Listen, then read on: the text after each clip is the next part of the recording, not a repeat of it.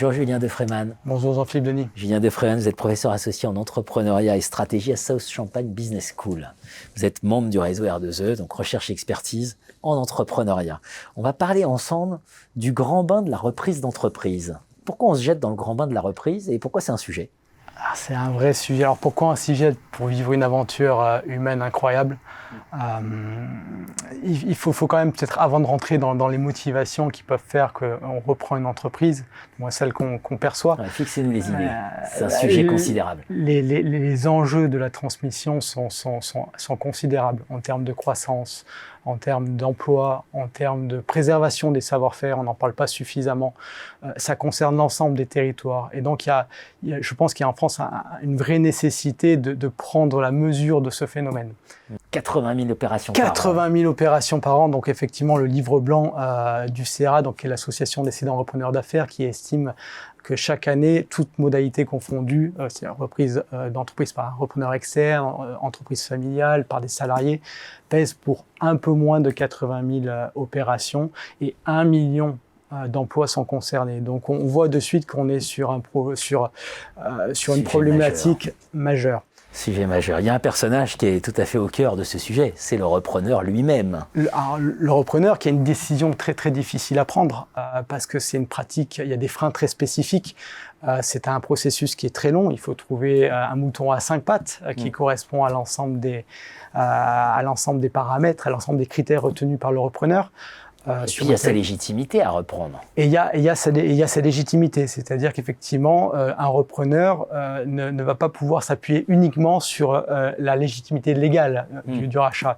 Il va devoir s'appuyer sur les collaborateurs et sur une reconnaissance collective qu'il va devoir obtenir de leur part. Légitimité amont-aval, parce qu'en amont, il faut que des gens vous accompagnent pour monter le projet de reprise, et puis aval, il y a effectivement, c'est un processus, donc une construction de la légitimité qui se fait en 2 temps. Donc en amont du rachat, où là on va déjà se convaincre soi-même qu'on est capable de le faire, convaincre son entourage, les préparer, convaincre un banquier, convaincre un cédant de vendre une entreprise. Et puis effectivement, ensuite en aval de la reprise, il y a des collaborateurs qu'on ne connaît pas, qu'on n'a pas choisi, qu'il va falloir convaincre, qu'il va falloir embarquer, qu'il va falloir rassurer. Cette légitimité passe par effectivement des jugements individuels et collectifs où on va regarder sa capacité professionnelle, sa compétence professionnelle, on va regarder comment il s'intègre dans l'entreprise, il y a un existant, il y a un héritage, et puis ils vont regarder si la personne va progressivement, quel type de changement il va mettre en place et quelles sont les perspectives qu'il va leur offrir. Voilà, donc ça participe à la construction de cette légitimité. Ça fait beaucoup pour un repreneur. Et puis une organisation, vous venez de le dire, c'est un héritage. Et donc forcément, comment on compose avec cet héritage? Est-ce que vous avez des conseils à donner issus de l'expérience des recherches menées au sein d'R2E? Alors oui, c'est un héritage et je pense qu'un des premiers conseils qu'on pourrait donner, c'est déjà de prendre conscience du choc que ça peut représenter pour une entreprise. Il y a un traumatisme. Beaucoup de collaborateurs apprennent finalement la vente de l'entreprise très tardivement. Donc il y a une charge émotionnelle importante.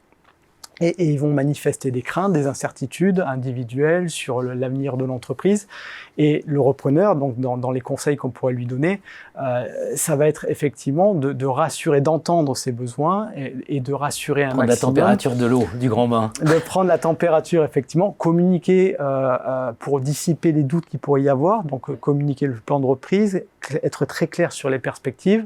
Et puis effectivement, un dernier peut-être élément serait de s'appuyer le plus possible sur une relation de qualité avec le cédant, qui est là pour l'accompagner, qui est là pour assurer la transition, tout en sachant prendre les décisions lorsqu'elles doivent être prises. C'est-à-dire que lorsque la présence du cédant à ses côtés peut venir finalement entraver un petit peu la prise en main du repreneur. Donc c'est toujours un équilibre délicat mais nécessaire. Un subtil dosage pour ne pas se noyer dans le grand bain de la reprise, mais sujet absolument majeur, vous l'avez rappelé. Tous les repreneurs, toutes les repreneuses sont invités à rejoindre la plateforme collaborative R2E pour débattre de ces sujets. Et c'est bon de ne pas être seul parce qu'on est souvent seul dans ces cas-là. D'être entouré et accompagné. Merci à vous, Julien. Merci beaucoup.